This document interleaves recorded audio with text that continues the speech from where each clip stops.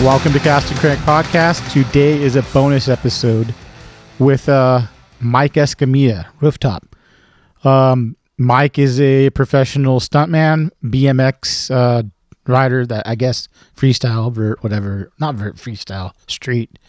The reason that I know of Mike is because I used to ride bikes from when I was about, 11 till about 22, 21.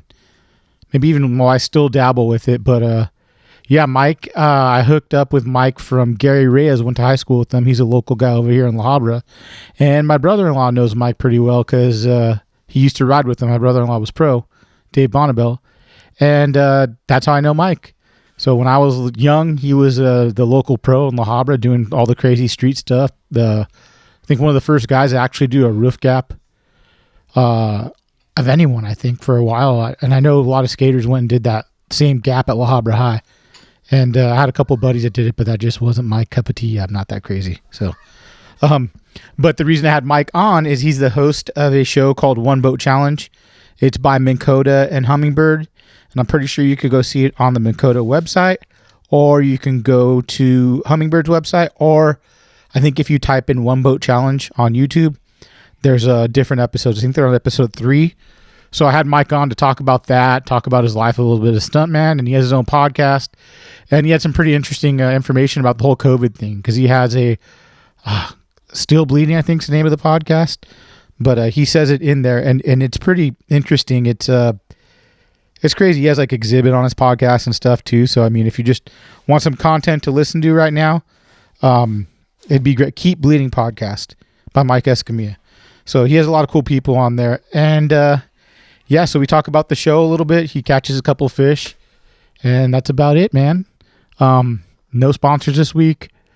This will be tomorrow, so I'm hoping, we could still fish in California. And we're doing the whole social distancing thing because I know when I fish, I'm solo. And I still want to fish because it keeps me sane. And if not, man, I guess we'll just ride it out and see what happens. But thanks for listening, guys. I'm going to try to keep putting out content as much as I can. I'm just trying to pump them out. Doing what I can, man. And Monday will be Bill Semental. I also have lined up Informative Fisherman, Troy Linder, UFO Baits, and a couple other guys. I'm hoping to get some saltwater guys on too. I have lined up. So thanks again for listening. If you could give 5 stars, would greatly appreciate it. And see you Monday.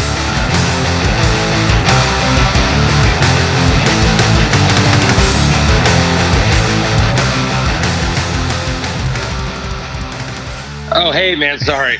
Fuck yeah, I totally forgot. We're doing this at noon. Yeah. No problem. Sorry, I woke up. I'm not sleeping a ton because my foot. Yeah, what happened with that? I just rolled it in my front yard. Just doing a 180 or something? No, walking. Walking? Oh, shit. Yeah. Wow. Yeah, dude, I just stepped off a thing onto an uneven ground. And I have super weak ankles because of all the injuries I had. Yeah. And just fucking rolled it. But since I was coming down off something, yeah, it was all my weight and I tore a bunch of shit. Yeah, dude. Are you still ride a lot too? I mean, it does. I feel like I still ride, but it's not a lot. Yeah. Because I just don't have the time. Is it kind of, because you're older now too, is it kind of scary to commit to anything because you get hurt, you could be out for a little while? Well, it's just yeah, there's that. Plus, I can't if I get hurt, I can't work. Yeah. So that's it. That's the big one. But other times it's just hard to find time too. The people, I'm not gonna. I pretty much only ride backyard pools, so yeah, I'm not gonna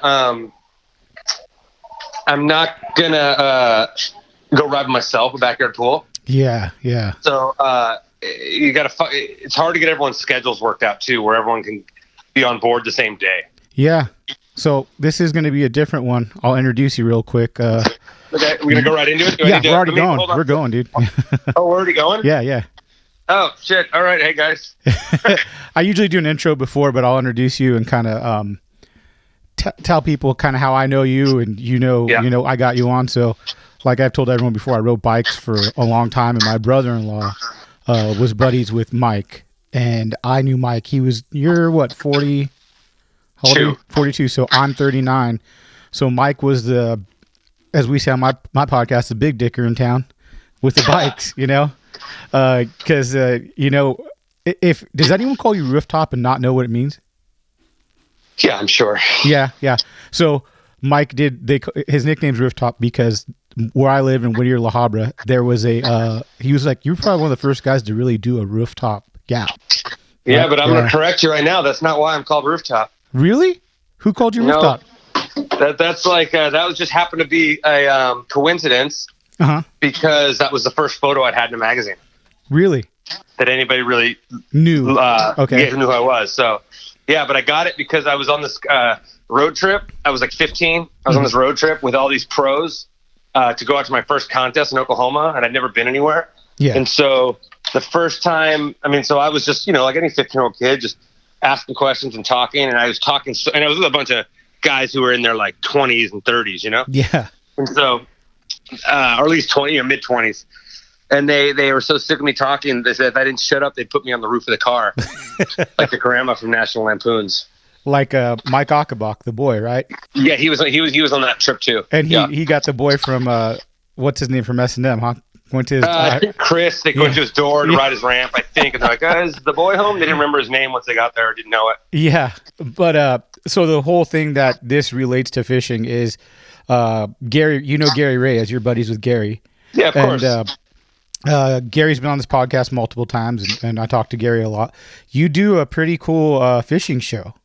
So, I got asked to host a fishing competition from Minn Kota and Humminbird Motors, which is super cool.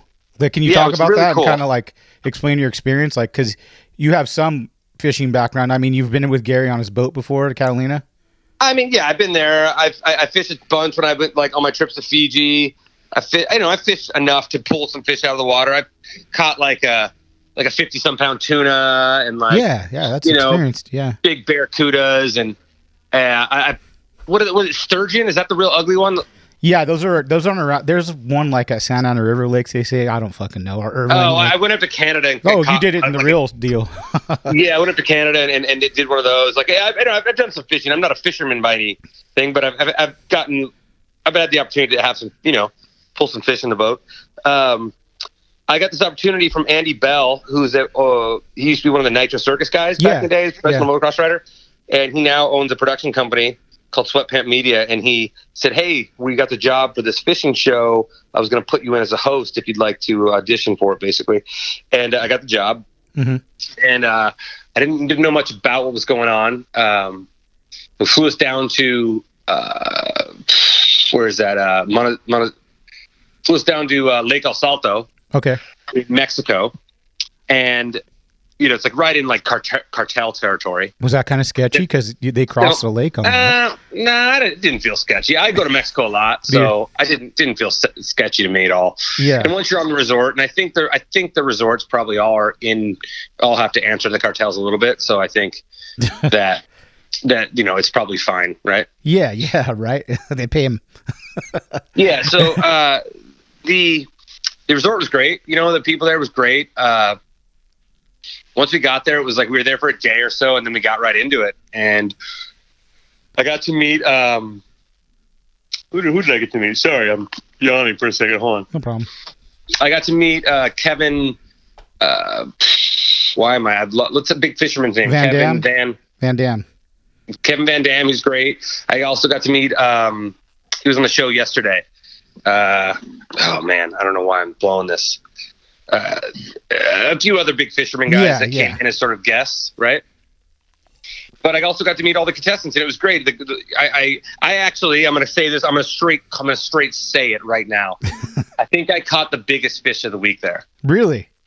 Yeah, like on one of the days, like while they're out fishing, I can fish and mess around. And one of the last nights, I was like, let's fish a little bit. I didn't fish much, and I caught over a 9-pound bass. Dude, that's nice. Where did you catch it on? That's a good question. What did it look like? I'm not really sure, but I think it was. I know that the lure, like when I pull it in, it like flickers and spins and sort of spins on the top of the water. Okay, so maybe a whopper plopper or something like that. Something, yeah. Yeah. So everyone else just set me up. I didn't have to do anything. Did you have to do any kind of research for the show to like know the terminology or do anything like that before you went in? I did, but it was based on what they gave me on the day. So I don't get my lines until 30 minutes before we do whatever we're saying, because the show's sort of, it's happening as it unfolds. So it's not like there's a set script that I have. Yeah. So it changes through the day depending on who's doing what and what's doing what. So I had to do a little bit of research just on the Minn Kota and Humminbird stuff and all the technology that we're using, like 360 imaging and all the different things we're using. So I had to do that. And I'll tell you, I don't know much about fishing, but I'll tell you what, that technology they have on those boats is insane. I pretty much don't know how, if you have that technology, I don't know how you're not catching fish. Yeah, right. They have that trolling motor that is operated by GPS, so it'll just keep you right in the same spot. The 360 imaging, you can literally see the fish. It looks like a video game from the 90s. That's how good the graphics are. Yeah, I've seen them. I haven't had an experience looking at them up close. I've been on a couple guys' boats that have them, but I never really messed with it. But yeah, I heard it's amazing. That trolling motor is brand new. I asked the prices. I remember asking the prices and feeling like it wasn't that expensive. Yeah. Like it wasn't like you were taking a loan out to get it. Yeah. Right. Like if you're into fishing, you could easily save up to buy this pretty easily. Yeah. But if I was a fisherman, there's no way I would not have all that stuff. Yeah. Yeah. Well, that's so you kind of had to read up on that. Is this show sponsored by Minn Kota then? It's Minn Kota and Humminbird Motors. Okay. And what channel does it air on? It's not a channel. It's if you go to either one of their websites, it's on there. Plus, it's on YouTube. Oh, cool. And if you just look up One Boat Challenge, is the name of the show. Yeah. So break it down, the challenge too, because I just seen from Gary putting it up, and I'm like, oh, that's fucking cool. Basically, it was 4 teams, or it is 4 teams. We're only on episode 3, so and the episodes aren't very long, so you guys can catch up really easy. And to be honest with you, for someone who's not a fisherman, it's easy to watch. Like it's enjoyable. It's like fun to watch. Yeah. So for me, I'm coming from a different point of view, and I'm like, well, is this going to be interesting to watch for everyone? And it is. It really is. Yeah. So we started with 4 teams, 2 teams of 4 people. 2 of the people were salmon guides from the Northwest. Another 2 fishermen from Florida. Another fisherman from Connecticut, I believe, up the Northwest. I mean Northeast and Texas, and then Louis Vito, who's a professional snowboarder, and Willie, who is a retired NFL player. Okay, and they're a host as well. And they're a team. No, they're a team. Oh, really? And they're both fishermen. Yeah, they both fish, and they're a team, and they pull. They do. They're pretty impressive. So they have the teams, and every day we go out. There's different challenges. Maybe the challenge is whoever catches the most fish. Maybe the challenge is whoever catches the 3 fish with the highest weights. But there's all these stipulations on the ways you have to use the equipment, or maybe they're given a memory card that allows them only to fish in certain areas. That gives them mapping of the whole lake. Yeah. So it's pretty cool. Yeah. So you do is it elimination type of deal? So every day someone gets eliminated. A team gets eliminated down to 1. And then there's special guests, there's surprises, there's gifts, and at the end, the winners give, I believe, $10,000 to their fishing charity of their choices. Wow, that's cool. Yeah, it's pretty cool. It's pretty cool. I'll be honest with you. When I got the job, I didn't know much about it, and after doing the job and meeting all the people at Minn Kota and Humminbird and all the contestants, what a really great group of people that really love what they do, and really, really human. I know it sounds silly, but really people that are normal humans that really just want to have fun, and they're telling a story that isn't filled with a bunch of ridiculous sort of TV ideas. Yeah, right? It's really just what happens, and the contestants are really good. Some of them are really, really good. When I say really good, I just mean they're good on camera. They're good fishermen. It was a great experience. I hope that I get to go. I hope they do another one and I get to go back. I never assume that, but even if I don't get to host it, I hope I get to go back and hang out with everybody. What a great crew. Does it make you kind of want to fish a little more, and that you kind of? I mean, for sure, it was. Yeah, because you're an outdoors guy too, right? You like hiking and doing all that. It was a little different than I thought because I'm not a fisherman or an angler, right? Because I'm not an angler. Yeah. For me, it's like, well, I'll cast and hopefully I get a fish at some point. But these guys were ripping fish in some of them faster than I mean, they'd rip 30 fish in an hour. And it was just like, boom, boom, boom. And I'm like, this isn't fun. I'm like, but then I put my line in and it's just like nothing. So you realize that there really is a art and craft to how to read the water, how to read the ground, how to read the obstacles, how to use that equipment and know where the fish are going to be. So it was really, it changed what I thought fishing was to me, which is really interesting. But also, I think it just, being around all those guys made fishing fun because it was just, half of it was more about shooting the shit, stuff like just that. Who's there, you know? Yeah. And your friends and hanging out. Which is cool to hear you say, it's not just about throwing a line in the water, because a lot of people just look at fishing and go, oh, what do you throw, bait out? It's not really that way for someone that's really into fishing, Yeah. And you got Sorry to for see all the that. noise. Oh, no I just burnt my lunch. No worries. Sorry. Damn it, podcast. And you do a podcast of your own as well, right? Yeah, I do. It's called Keep Bleeding. It's called Keep Bleeding.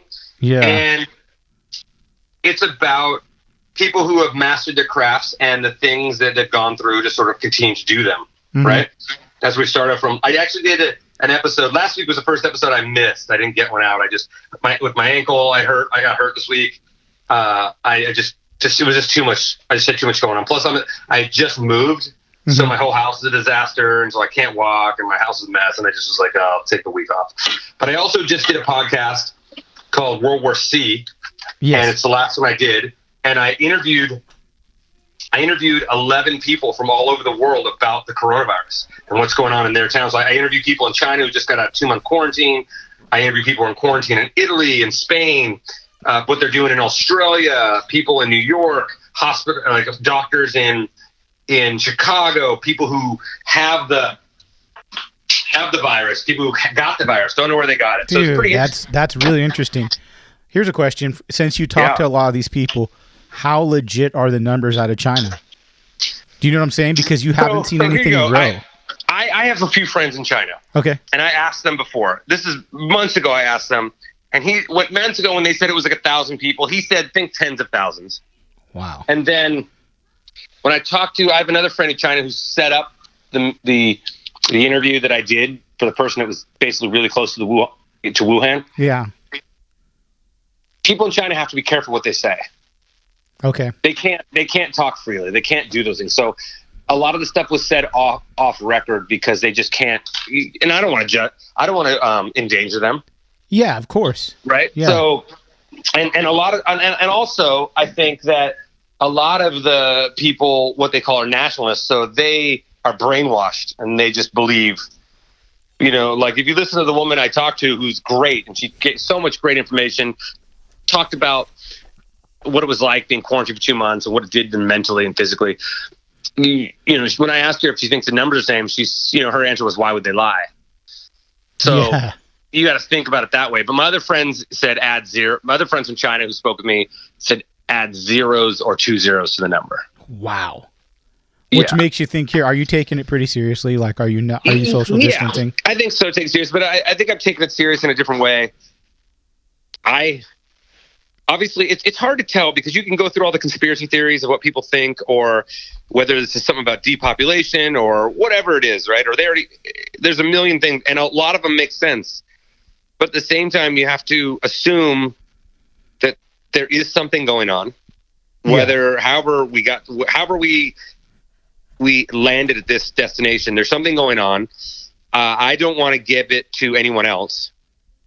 So stay away from people. I think I already had it, to be honest with you. Really? I don't know. I didn't get a fever, but I was really, really sick for about 4 or 5 days.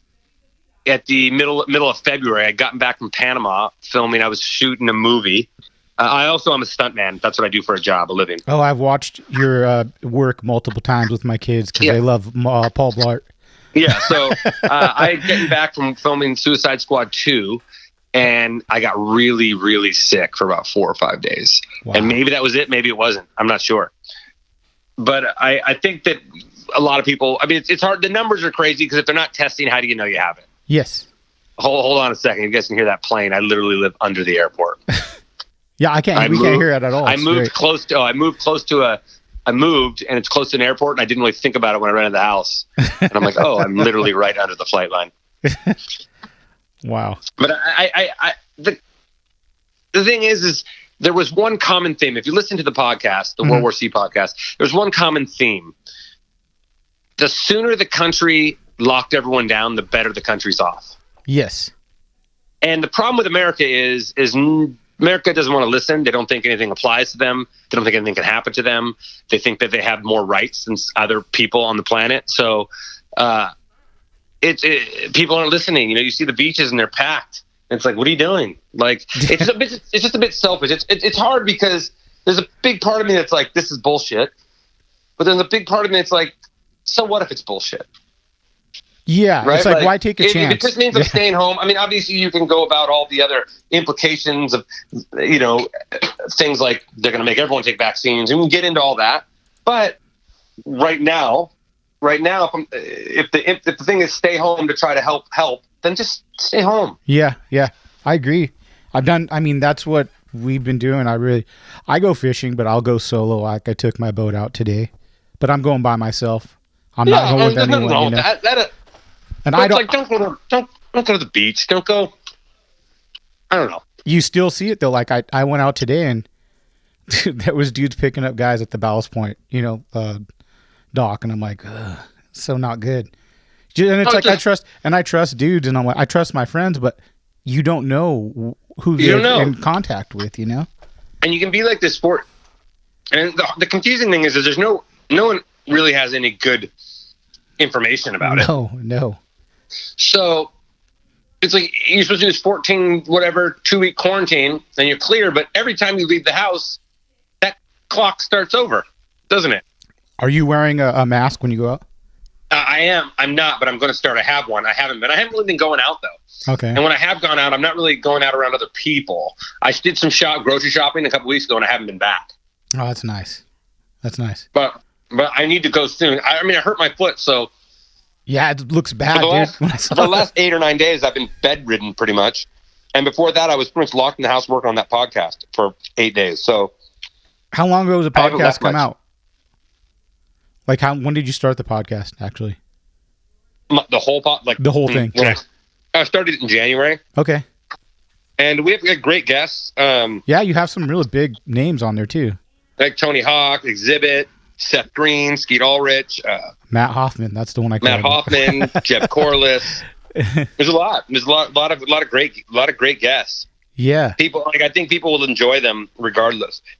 Yeah. So, yeah. It's like this one is probably the most off-topic podcast I've ever done. Because, but that's all right. People need something to listen to. So. Yeah. No, but I wanted to talk about that show too. But you're someone that when I was young, you were like the local pro, So weird. Yeah, isn't it? And I just picked my bike up, and now I live in Buena Park, so I've been trying to ride to Whittier Boulevard every day just to get exercise. Well, that's a long ways. It's like 11 miles total, and I have a dirt jumper, and it's on that fixed gear. I'm fucking dying, It's hard, but yeah, there's a lot of dudes that listen to the podcast that ride BMX too, so it's funny because they'll go, "You used to ride?" And I'm like, "Yeah, dude." And then I talked to Gary. He's like, "Do you know Mike Escamilla?" I'm like, "Fuck yeah, I know who Mike Escamilla is." That video, Dirty Deeds, man. I had it, and I can't find that thing. That's one of the best bike videos. I got a copy. I got a digital copy of it. If you remind me, I can send you one. Yeah, dude. The soundtrack and the your part. Didn't you do a redo? You did a second part of that part, didn't you? In another video? I redid. I thought I was gonna have the last part I ever had. And so I just said, let's use the same song. So I used the same song. That was in 2011, but then I ended up having another section in 2017 or something like that. Yeah. How did you get into the stuntman thing? Like the movie shit. I always wanted to do it. I just started doing it in high school. I started getting bike jobs, and then it just sort of moved on from there. But my first jobs around 95, 94, I didn't get a job that wasn't bike riding until 2006 or something. Wow.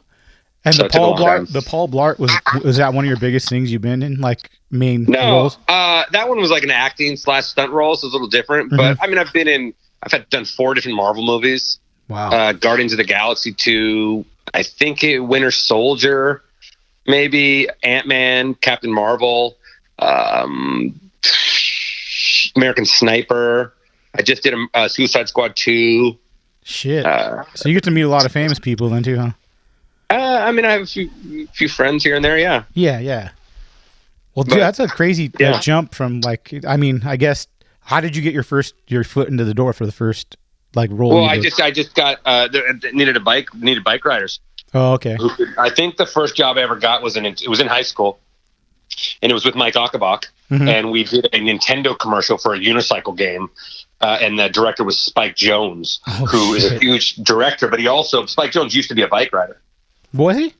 Yeah, but you can go find old photos of him in the magazines. No way. Yeah, and so that's how I got the job, and then I did some more stuff on a show called Pacific Blue. I did an AT&T commercial back in the 90s, and then I just slowly went from there. And then the job that sort of changed it a little bit was a job called Stick It. And it was a gymnastics movie, a Disney gymnastics movie, and there's a whole opening sequence, is a BMX sequence. And I got there, and they had this sequence, and I sort of redesigned it and made it a little better. And I did probably 90% of the stunts in the beginning of that sequence. I think Scotty Kramer did one stunt, and Eddie Fiola did another stunt too. And that sort of let me into meeting the guys that ended up hiring me to do more stuff. Wow. What a great story, man. Shit. To now, you're just now you're laid up with everything stopped though because of the COVID thing, right? So you can't really do shit anyway. Yeah. No, yeah, I'm a little worried about it because I live check to check like everyone else. So. No, I hear you. My wife does hair, and she hasn't been able to work for a while, so it's like, fuck, man. Yeah. Hopefully this clears up. But I appreciate you coming on and telling your little piece on the fishing thing. Entertaining. Yeah, it's pretty interesting. Take a look at it. It's called the One Boat Challenge. Yeah. And you can find it on the Minn Kota or the Humber websites, or just Google, or just YouTube One Boat Challenge. It'll pop up. There's 3 episodes out now. Yeah. I believe there's 4 or 5 episodes altogether, maybe. Yeah. So it's good. It's great. Yeah. It's fun. It's easy. You can watch the whole thing in an hour, less than an hour. Great. All episodes in less than an hour.